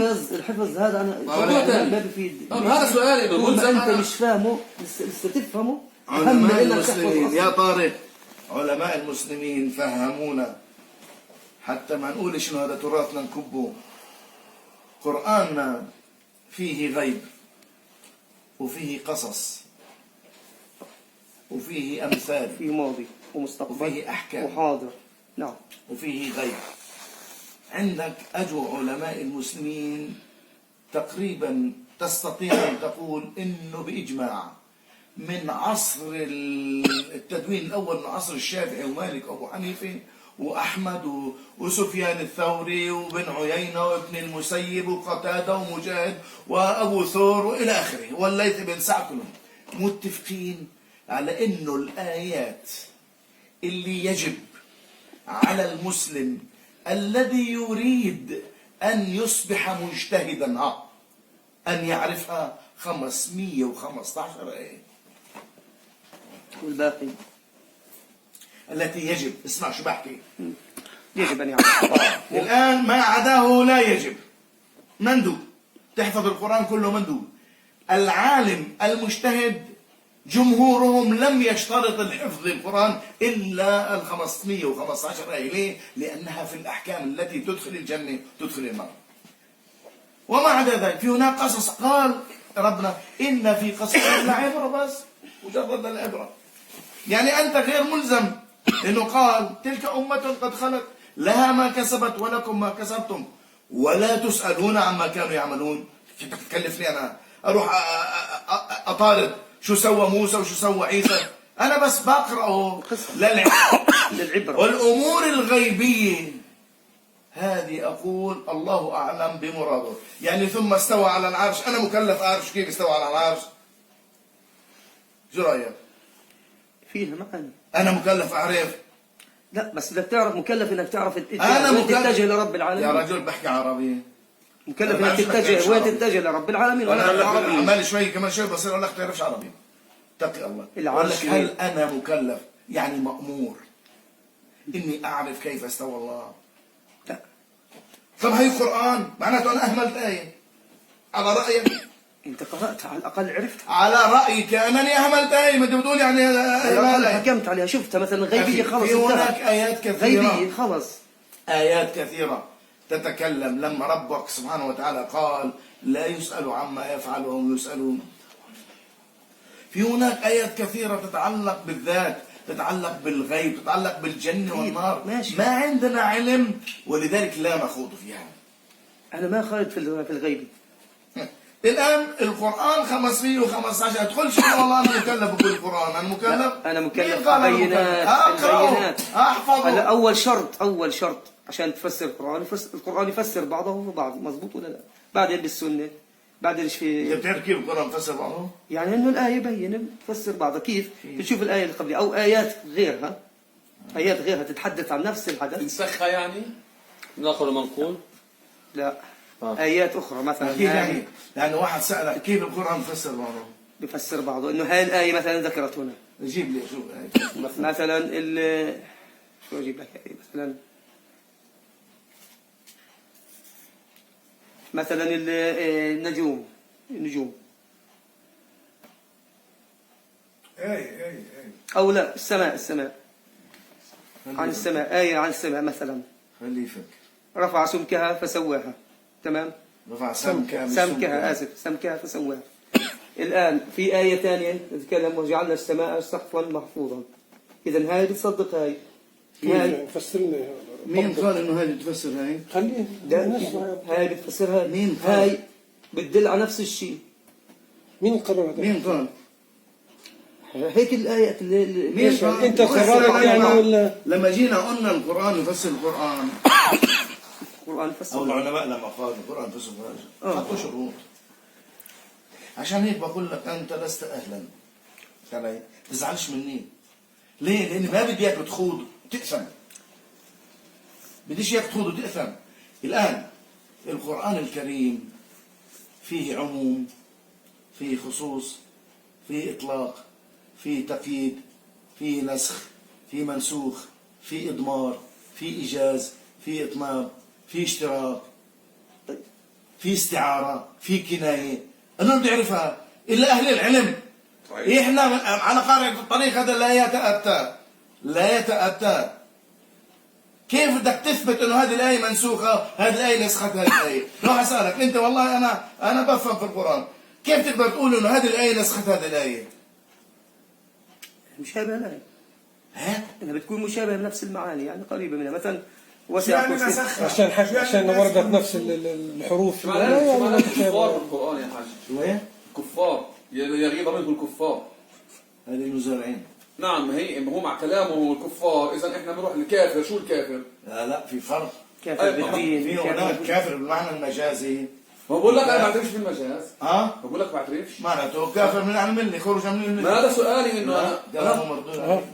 يد الله فوق أيديهم. انت أنا اللي قلت بعد بدي اسال اسئله تفضل أنا في أسئلة. مفسرين كلمة كفار هي لقد كفر الذين مثلا زي ما تفضل انه ذكرت فيه ليغيظ منهم الكفار. في مفسرين بيعترفوش في المجاز. شو عمل لك هذا الموجود؟ انت حكيت عن حالك، انا بعترفش في المجال. بقدر انا امشي مع هواهم. كل شيء بده يجيب لي جاوبه انه ايش هذا مجاز. مثلا هاي الكواكب مجاز، هذا مثلا السماوات لا هذه غيبي. يعني هذيك المره لما جلسنا احنا يمكن زي ما 20 قلت آية لك. قلت لي مجاز مجاز مجاز هو يعني المجاز موجود أصلا. لا كيف لا المجاز؟ كل شيء مش يعني مجاز. مش ينفعش اللي كل شيء بينكر مجاز. المجاز غيبي يرى. غيبي مش معقول. يا طارق المجاز لا يعني غيبة يا عمي. يا طارق. شو دخل يعني الغيبة قصدي انه بالمجاز؟ يعني انه بدل على شيء ثاني. المعنى الحقيقي وارد والمعنى المجازي وارد. فهمت علي؟ هذا له واقع ينطبق عليه وهذا له واقع ينطبق عليه. يعني بدك تيجي تقول يد الله فوق ايديهم، ما تقدرش هذا تقول هذا معنى حقيقي. لا هذه شيء ثاني، هذه غيبي. ليش؟ غيبي هذا معنى مجازي ليس مش معنى حقيقي. معنى حقيقي لا ما تجيش حضرتك من معنى مجازي. لحظة هذا ما هو من علوم البلاغة، وين؟ علوم الأصول. الآن ممكن يأتيك من يأتي يقول لك المجاز هو عبارة عن الاستعارة والكناية. لما قال لك والله يا طارق، واحد يقول لك أنت أسد، هل أنت أسد؟ ويوصفك بقوة الاسم. إذا وصفك بالشجاعة. أو آخر قال لك أنت حمار، أنت مش حمار، وش هو؟ وصف يعني بالغباء. قلة الفهم مثلا. هذا قال له أنت البعيد. أعطاه أوصاف اشتركت مع هذا وذاك، هذا اسمه المجاز. لما الله سبحانه وتعالى قال واسأل العيرة التي كنا فيها، روح اسأل البغال يعني القافلة. إذا في مجاز. اللي بينكر المجاز سألوا أحد المنكرين للمجاز، واحد ضرير أعمى يعني، جاءه شخص قال له ما هو الدليل؟ قال له عندي دليل على أنه يوجد في القرآن مجاز. قال له ما هو؟ قال له اعفني. أقسم عليه إلا أن يأتي بالدليل. ليه؟ لأنه قالوا بده يأذيه. نعم. قالوا اعفني، قال له إلا أن تأتي. قال الله تعالى فمن كان في هذه أعمى فهو في الآخرة أعمى وأضل سبيلا. فانقطع الرجل ولم يحر جوابا. إذا ما كانش في معنى مجازي كل واحد أعمى في الدنيا بتكون أعمى في الآخرة، وهذا الحكي مش صحيح. اللي بدوش يقول بالمجاز بده يورط. وهو مش لازم ينسب المجاز لكل شيء طبعا. مش لكل شيء. في له أحكام. لا أنا كيف؟ هاي غيبي وهي مجاز. لا المجاز لا يقرره إلا أهل العلم، مش أنا ولا أنت. لما أنا بقول مجاز معناته بروح للغة، هل هذا اللفظ له مجاز ولا ليس له مجاز؟ يعني أنا لما بقول مثلا يد الله فوق أيديهم، إذا أخذناها على الحقيقة معناته له إيه زي إيدينا؟ هذا حكي صحيح. هل يجوز؟ إذا شو بدك تقول في معناها؟ والأرض يخبطه يوم القيامة برضه نفس الشيء. شو بدك تقول في معناها يد الله فوق أيديهم؟ هذه غيبية. غيبية. مجازي هو وضح لك انه يد الله فوق ايديهم مش معنى حقيقي. أيوة ولكن هل هو لا مش ايديهم. مجاز مصري. أنا ما خافوش إذا كان بدأوا يقولوا أن لله يد ورجل وعين وكذا والى آخره، صار فيه عملية تجسيم. أنا أحد أمرين، إما أن أقول كما قال أهل العلم قبلنا أفوض هو كما وصف نفسه، لا بزيد ولا بنقص. أكيد. عندك من العلماء من أول استخدم التأويل، استخدم المجاز، زي ابن عباس مثلا قال يد الله فوق أيديهم أي قوته على قوتهم، يعني دعمهم. هذا عن معنى المجازي. الآن في ناس قالوا بديش آخذ، يعني يمكن ابن عباس ما ثبتش عنه، ثبت هو كما وصف نفسه أفوض الأمر إلى الله. ولذلك سيدنا النبي شو قال عليه الصلاة والسلام؟ ما علمته فقل به، اللي أنت بتعلمه قل به، وما لم تعلمه فكله إلى عالمه. قول الله أعلم بمراده. أما أني أنا أقول ما هي نفس الشيء، ما هي زيها، ما هو أنا لا. طيب يا حج خطورة سؤال واحد وبدي تجاوبني عليه. أجوا أهل العلم، معلش يعني جاء أهل العلم من عصر مالك، قاعدة علمية من القرن الأول والثاني، كل علم يسأل عنه أهله. أنا لما بدي أتكلم عن كروية الأرض ما بجي لشيخ يا راجل، أنا بروح لواحد فلكي. لما بجي بدي أسأل واحد عن الطب ما بجي لشيخ. والفلكي بروح بيفهمش لواحد شيء طبيب. بالدين. ما؟ والفلكي طلع بيفهمش بالدين، شو عمل؟ لا بس بناقشوش بالدين، انا بدي اقول له اثبت لي صحه نظريه ناحية علمية على نظري. الواقع. نظري. على الواقع ايوه. آه. بروح عنده بقول له اثبت لي فشل. على الواقع. فشل. شو عمل؟ انا ما بقحم. فشل. شو عمل؟ ما بقحم.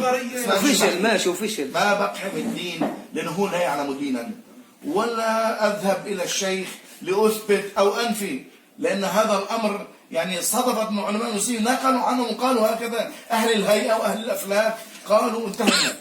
الآن إحنا أنا ما بناقش الشيء إنه هو مش صاحب هذا العلم، مش تخصصه. هذا هو. طيب أنت أتيت عندي ناقشني بالدين بمعنى بدي أناقشك الدليل. بالدين. الآن الله سبحانه وتعالى في كثير من الآيات قل هاتوا برهانكم كنتم صادقين. الله أذن لكم أم على الله تفترون ولا تقف ما ليس لك به علم. آيات كثيرة تطالب بالدليل وبالبرهان وبالسلطان وبالبينة. تعال ولكن أنت مأمور تقرأ القرآن وتفهم. إيه؟ مأمور تقرأ القرآن وتفهمه. يعني أنت مأمور تقرأ القرآن إذا كنت من أهل العلم.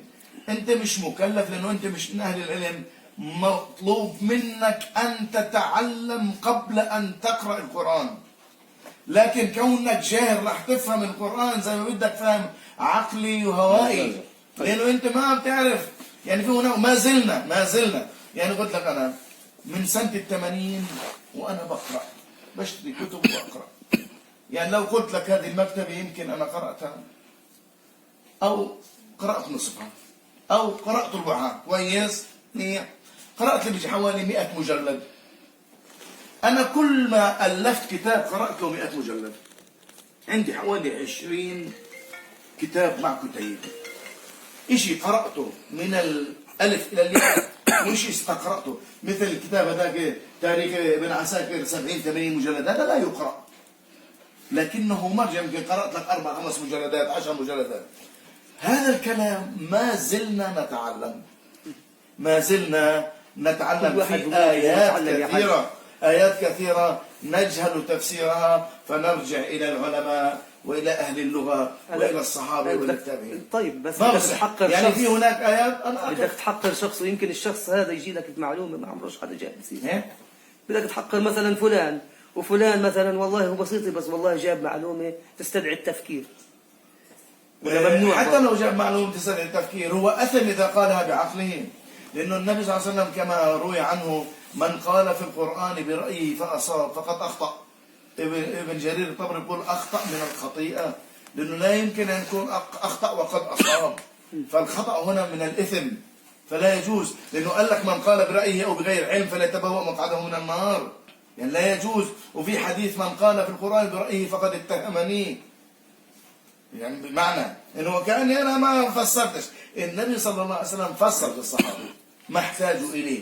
في هناك ايات احنا ما وصلنا، لا استطيع ان اقول انه لم يفسر، لا ما عندي، ليس عندي دليل ان اقول بان النبي صلى الله عليه وسلم لم يفسر كل القرآن، ولكن اقول انه فسر الشيء الكثير، جمع تفسيره اللي هو السيوطي في الدر المنثور، لكن لم يصلنا كل ما فسره. طيب يا حج أنا بدي أسألك سؤال معناته، فإحنا بما إنه الوضع هيك ليش قلت لي تعال؟ بنقول لا، ما هو أنا فهمت منه إنه بدك تناقش دينيا بس مش بهذا الشكل. ما بديت لسه. ليش مشكلة؟ ما بديت. كسبنا شوفتك. لا ما بديت، بدي أبدأ. الآن حطينا لك نقاط على الحروف عشان إنه خلصنا دين. إحنا خلصنا الدين، تسأل بس علمي حسب. لا هو بقول لك انا حسب لحظة بالعلم. شو بده يسأل هو يعني؟ ايش اخر نقطة في الارض؟ بسم الله. لا اله الا الله، حكيت جاوبتك عليها بس بدكش تسمعني. لسه ما جاوبتنيش عليها. الارض امتدادها مع السماء. في شيء لها نهاية يعني؟ مالهاش نهاية. نهايتها عند السماء، اختار وين بدك السماء. ايه انا على كيفنا، اذا انا بدي اختار معناته على كيف انت تخيل مش اختار، تخيل. ليش اتخيل انه في مين شو بدك تسأل الشيء؟ هذا الحكي من وين جبته؟ لانه انا من وين جبته؟ شوف هم حسب جمعية ناحية علمية. الأرض المسطحة ناحيه علميه الملحدة هي اللي صممت الأرض بتاعتهم، هم أخذوها. اطراف الارض هي جمعية الأرض المسطحة الملحدة انه في اماكن الإلحادية لا دين ما لهم. وصلوش لإلها مثل القطب الجنوبي اللي هو اطراف الارض. ولا ولا صوروا لقيت السؤال ابن عمي قلت لما انا صوروا موقع القلب انه بيثبت انه هذه الجهه مثلا صدر بالصدر في الجهه الشمال، مين بيثبت هذا الحكي؟ كذب هذا الحكي، بقدر اقول عنه كذب انا مثلا، او انه في مخ في راسي هون انا، مين قال انه في عقل في راسنا؟ ليش عقلنا مش رجلنا؟ لانه وصف العقل مين قرر انه العقل بالراس مش بالركبه؟ العلماء. بردش عليهم؟ لانه العالم اللي قال لي انه القلب على الشمال والرئه هون طبعا ما قالش العقل بالراس.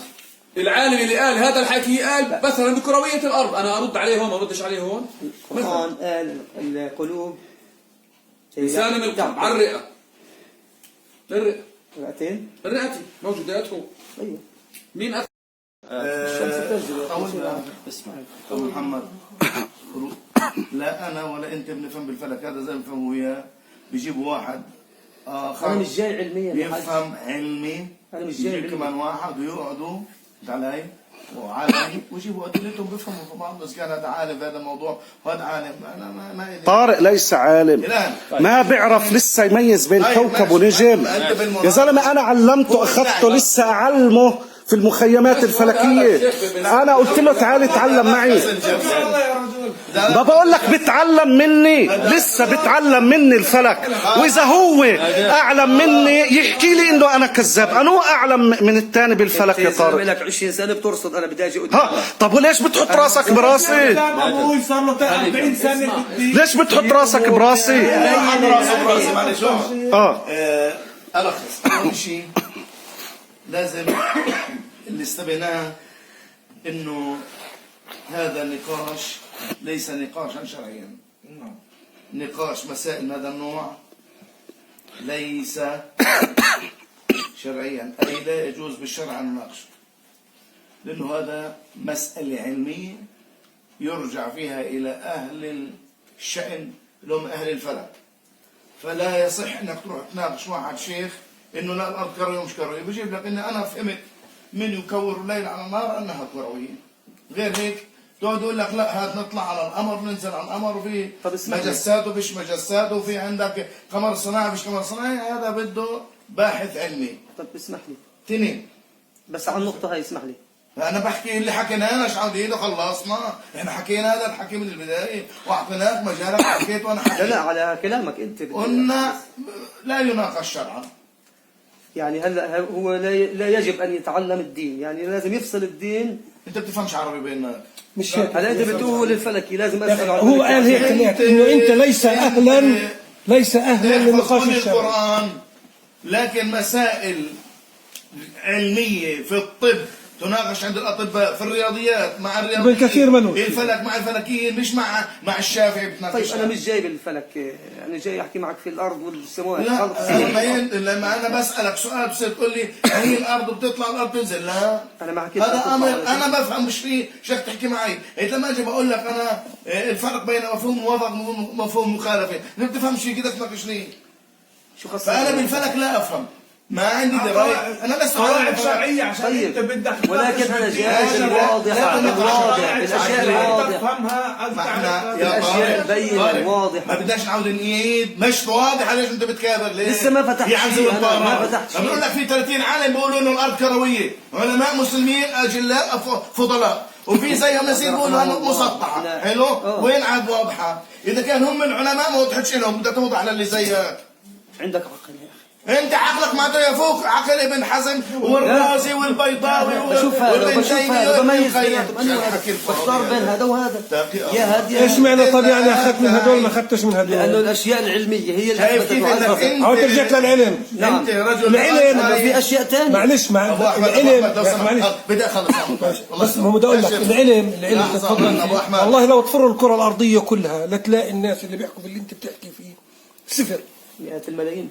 صفر يا زلمه، 100 مليون. لا قله موجودين بس على الفيس ومئات الحسابات. لا توهم نفسك بانه انت بتعرف بالقران بتروح بتناقش واحد في الدين حتى تثبته انت لا تعرف شيئا من القران، لا تعرف عامه ولا خاصه ولا مقيده ولا مطلقه ولا ناسخه ولا منسوخه ولا مكي ولا مدني ولا الى اخره. ماشي، لا أنا تعرف معك، شيء. أنا متفق. ليش روح اتعلم القران. أنا متفق معك. ما له علاقه بالفلك، الفلك فيه له اهله، القران ما قال لك. والمفروض يجي يتعلم الفلك والطقس والمناخ مني كمان، لانه هو صفر فلك صفر مناخ صفر طقس، بناقش فيه وبحط راسه في راسي وهو صفر. من ناحيه شرعيه بناقش يتعلم فلك من ناحيه شرعيه مطلبك هون اقوى وافضل. يوم ما يجي يقول بدي اتعلم بيختلف عن ما يجي يجادلني يقول لي انا باخده على المخيمات، باخده يعمل، باخده. يعني علماء المسلمين الاوائل يعني انا لا اعرف، يعني انا عندي مكتبه ما شاء الله زي ما انتم شايفين، والمكتبه الشامله عندي فيها 18,000 كتاب ما شاء الله. يعني انا هذا اللابتوب جبته خصيصا واللي اعطاني نزل لي عليه وباستمرار شو بنزل على السوق هذا اللابتوب بالوقت. لم اجد في علماء السلف، يعني نقول السلف يعني علماء القرون الممدوحة الأربعة الأولى على الأقل، نعم، إنه أحد منهم فسر القرآن تفسيرا علميا. لا شرعي ولا غربي ولا عربي ولا يهودي ولا حدا، علمي. نعم، يعني علمي، يعني العلم التجريبي، ولا فسروه بالمنطق. فيش مشابه آية لآية. متفق عندهم إنه القرآن يفسر بالقرآن، طبعا عندهم قواعد له، ويفسر القرآن بالسنة بقواعد ويفسر القرآن بقول صحابي وبقواعد، ويفسر في النهاية إذا بديش لو ثلاثة يفسره باللغة، لغة العرب الأساسية أقحى لغة القرآن. الآن نجي لآية ونقول يعني يكور الليل على النهار. نعم. قالوا فهموا بس اللفظ اللغوي يطلبه حثيثا، زي ما بيقول ابن عباس واحد ورا الثاني احدهما يلحق الاخر. كلهم قالوا هذا الكلام، نقلوا عن ابن عباس عن مجاهد عن قتاده الى اخره. اما انه والله طلعنا بالطياره ونزلنا ورصدنا وسوينا تجربه والانحدار والانحناء، لا لا لا، ما في من علماء السلف فسر القرآن بهذا التفسير إطلاقا. يعني أجى مثلا الله سبحانه وتعالى يقول لتركبن طبقا عن طبق. نعم. شو يعني؟ هذه الله أعلم فيها. لا ما هي علمية هذه. أجى سيدي بن مسعود حكى فيها جملة لتركبن السماء حالا بعد حال. خلص. فالآن تيجي تقحم القرآن. أجوا المعاصرين لما تلف لساننا بطلنا نفهم عربي، وبطلنا نفهم فهم الشافعي ومالك وأبو حنيفة وأحمد، بطلنا نفهم فهم ابن عباس والصحابة والتابعين، صرنا نفسر تفسير القرآن تفسير علمي. ليش تقول تفسير علمي؟ في هناك حقائق علمية اثبتها. في هناك حقائق علمية القرآن لم يقل بها، وهذه قاعدة، خليك معي اسمع هذه القاعدة لأنه هذه لا تطيب لك ولا لأمثالك، إنه ليس كل شيء في القرآن، ليس كل شيء في الكون موجود في القرآن. تفضل. ليس كل شيء في القرآن ليس كل شيء في الكون موجود في القرآن. شوي. ليس كل شيء في الكون موجود في القرآن. طيب يعني القرآن ناقص يعني ولا شو؟ تمام، هذا سؤال كويس.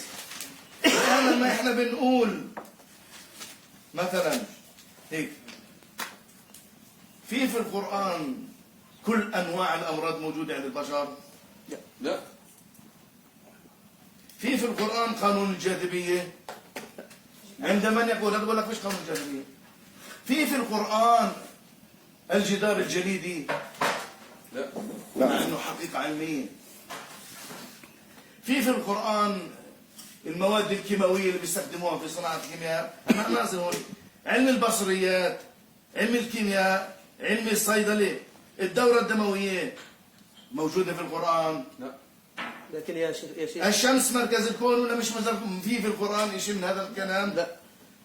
قانون الطاقة، قانون الطفو مش موجود في القرآن. هذا لا يعني أنه القرآن ناقص. ليه؟ لأنه ما قال لك شيء إنه كل شيء موجود عندي. بس يا شيخ، بس نقطة، كل شيء ذكر بالقرآن مفصل، ما لم يذكر ما إن فيه.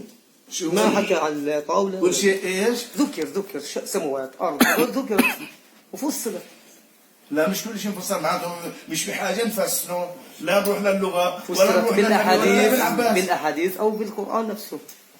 في آيات ما وصلناش ما تفسيرها. ذكر، أنا بحكي عن ما ذكر مش كيمياء ولا النبي عليه فيزياء. الصلاة والسلام ما وصلناش كل تفسير للقرآن. في آيات لم يفسرها النبي أو ما وصلناش تفسيرها لا عن النبي صلى الله عليه وسلم ولا عن أحد من الصحابة. ما بتكلم عن شغلات فسرت باللغة. ذكرت مرة واحدة، ما بتكلم عن شغلات ذكرت مرة واحدة وغير معلومة أو غير هذا. أنا بحكي أشياء تكررت. الأرض تكررت. شو الفائدة من اللي أنا بحكي فيه؟ تكررت. لأن بقول لك أنا ليس كل شيء في الكون موجود في القرآن، حتى لا يقال بأنه دوران الأرض وكرويتها مش موجودة في القرآن وهذا القرآن ناقص. حتى لا يقال إنه مثلا الجدار الجليدي مش موجود في القرآن. موجود حركة ناقص. الأرض وثبات. ها؟ موجود حركة الأرض وثبات. الجدار الجليدي لا، موجود على الأرض. حركة الأرض وثباتها. موجود الجدار الجليدي ولا لا؟ في جدار جليدي ولا ما قلتش في في جدار جليدي. ما بعرف ننقصها من أطرافها، هذه ما بعرفهاش. أما في جدار جليدي في القطب الجنوبي والقطب الشمالي. موجود ولا مش موجود في الأرض؟ شو ننقصها من أطرافها؟ ها؟ شو ننقصها من أطرافها؟ وشو هي الأطراف أو شيء أقطار؟ طيب طب المفسر اللي هو الله يرحمه الشعراوي الشعراوي رحمه الله بقول انه ننقصها من اطرافها، انه من الكفر والناس بتؤمن. لا ما قال شيء. انا بدارس هذه قرأتها صح الشعراوي قرأتها. بقول ننقصها من اطرافها، يعني احنا الكفار عملوا شيء اللي المسلمين هذا إحدى التفسيرات صح مزبوط. إحدى التفسيرات صح، أنا قرأته. ممكن ممكن يخيل. اذا ما بيحكي عن كرويه الارض ولا عن سطحيه الارض، بيحكي عن موضوع اخر، بيحكي عن الدين.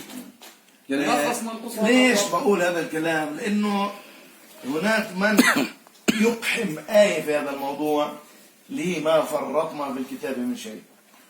معناته القرآن يعني لكن الآية ليست في القرآن. يأتي الباطل بين يدي ولا من خلفه. الآية ليست في القرآن. احفظوها عني وعن سيدي بن عباس.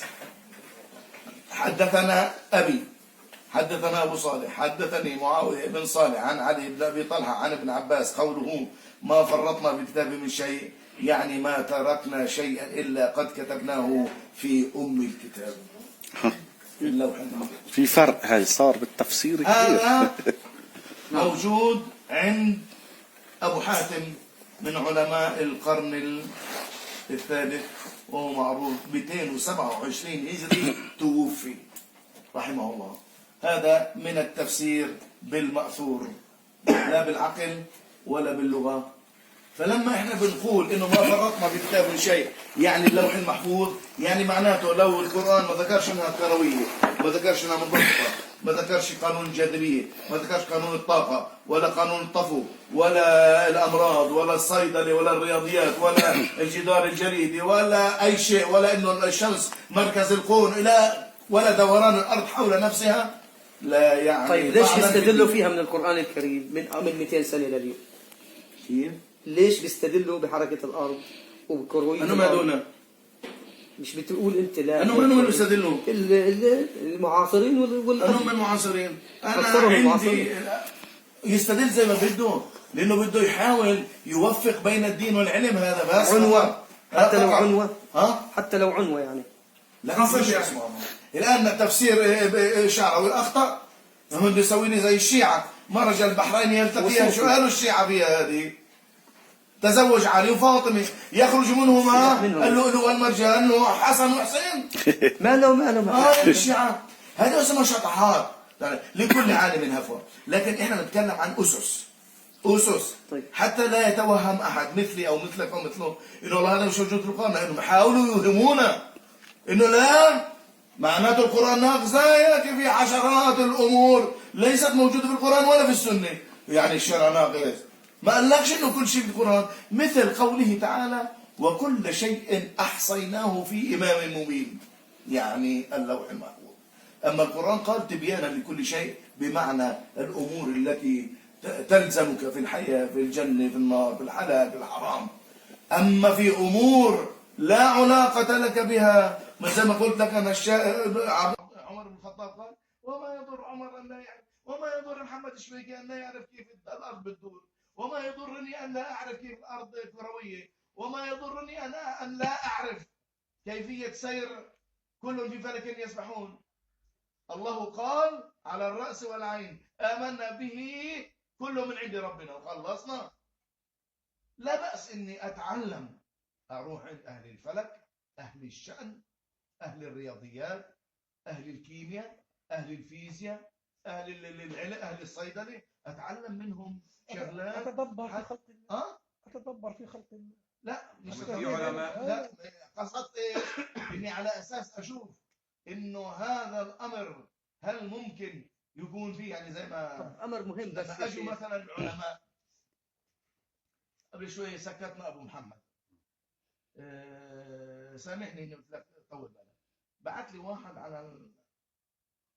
على الواتس عندي ليس بكافر ولا بفاسق. ما سمحتوليش أحكي، بتقول لي بأخوي هلا أنا تناقشت أنا وياك مش كافر يعني، معلش قعدنا اللي بيقول يعني اللي بيقول بالكروية كافر. جبت لي جاوبت معنا، عاوز أجاوب، مو مسجل. سؤال اللي بيقول بالكروية يعني كافر. تكلم ساعة وتتقالب معنا شو أنا معاك وأنا بحكي ولا معاك؟ نفس الشيء. اللي بيقول بالكروية كافر يعني. ما حكيت لك لا يا رجل، مين بده يكفر؟ ولا بتقول أخذنا بالقوة منك، وأنا فتحت قلبه وطلعت جواه حتى أعرف هو كافر. أنت بتقول ولا أخذنا بفاسق. بالقوة. ولا بفاسق. واقوالك على الفيس، اقوالك على الفيس شو شوية بتحكي؟ شوية شو بتحكي؟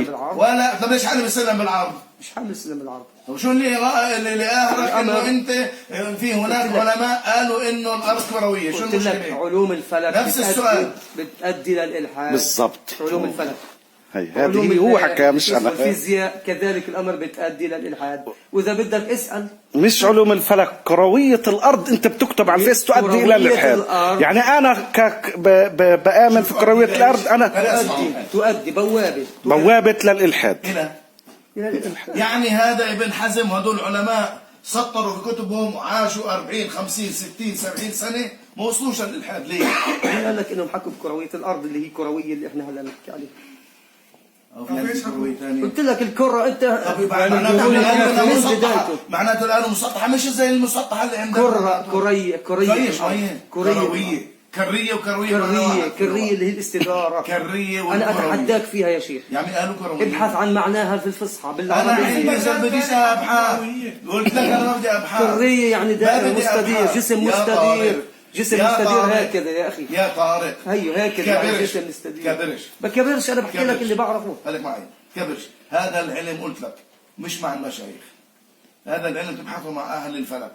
إحنا بنقول كالتالي: هذول علماء المسلمين 20 30 40 50 اللي هو قالوا إنه الأرض كروية بلفظ كروية، في واحد أو اثنين قال كرية دائرية، اللي قالوا بالكروية لا كافر ولا فاسق ولا يؤثر في الإلحاد، عاشوا أئمة وماتوا أئمة، عاشوا سعداء وماتوا سعداء، وما زلنا نترضى عنهم. في فرق بين ما بيحكي واحد تعدد أكوان، تعدد مجرات، الكون شاسع لا نهاية له بدون أي سماء ولا أي سماوات. أنا بتكلم عن كروية الأرض. طول بالك. ما هي كلها ما تخلط أمور. ما بخلط. إحنا كروية الأرض شرط واجب. إحنا بنقول إنه الأرض كروية. أنا بالنسبة لي خلص بدي أسلم، بدي أخذ من اللي بيقولوا إنه كروية طالما هو لا يؤثر على ديني، واتفقنا أنا وياك إنه لا يؤثر في العقيدة ولا يؤثر بالدين. زمانهم بزماننا، زمانهم علومهم كانت محدودة. كانوا عن كرية الأرض أول شيء، ثاني شيء ما كانوا يحكوا بأكوان. ما احنا قرينا أباء بيقولوا كروية ما بيقولوش كرية. يا عمي مش كروية، مبسطة مسطحة يا عمي مسطحة، كلهم قالوا مسطحة. هي مستديرة يا عمي مسطحة، مستديرة مسطحة زي ما بتحكي انت، ماشي الحال. لكن تحدد الأكوان يا أخي مستديرة ومسطحة، هل مطلوبين احنا نآمن في هذا الحكي؟ هذه بسألك سؤال، مطلوبين احنا نآمن؟ مش مشكلة آمنت ولا ما آمنتش فيه. يعني ما لهاش علاقه لا بالكفر ولا بالالحاد. انا لا زلت بعود بحكي لك في عندك العلوم اللي بيحكوا عليها تعدد ما اكوان. بديش احنا خلينا هون يا عم، خلينا هون بس، خلينا هون. انت بتقول لك علمنا الحال احنا فيه. انت بتقول لك محروق عليهم، يعني بدهم يدخلوا النار محروق عليهم، واحد مسلم محروق على صار المسلمين ينكر انه بدهم يدخلوا النار. صاروا ينكروا الاحاديث والدين. صار يتصادم مع الدين. اذا كيف بده يتصادم؟ اذا بقول لك لا يصطدم بتقول له لا يصطدم. كيف يصطدم اللي بيصطدم مع دينك؟ بحكي عن علم كفر الحديث. معناته. يا عم انا شو بدي في العلم، انا معك بدي امشي، انا امشي معك. علم الحديث. يا عم نوع علم، نوع علم الحديث. شو؟ اعطينا واحد من اولادنا كفر عشان الارض كرويه او مسطحه يا زلمه. سطحتها لها علاقه بالقبله؟ مين قال لك انه ما فيش عندنا ملحدين؟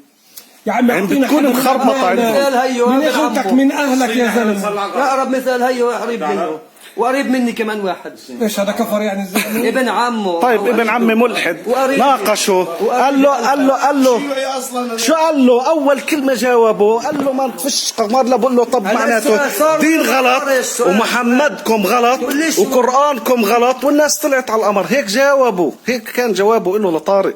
يعني انه قال لك اياها، قال لك اياها، قال لك انه الارض كرويه والقران غلط ومحمد غلط، وقال لك فيش الله والناس طلعت على القمر وصلت المريخ وصلت اخر.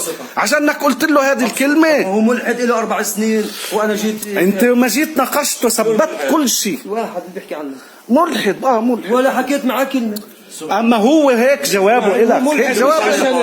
لا لا هو بيحكي. وين قبل القبله؟ وين قبل الاتجاه؟ قبله لو بتيجي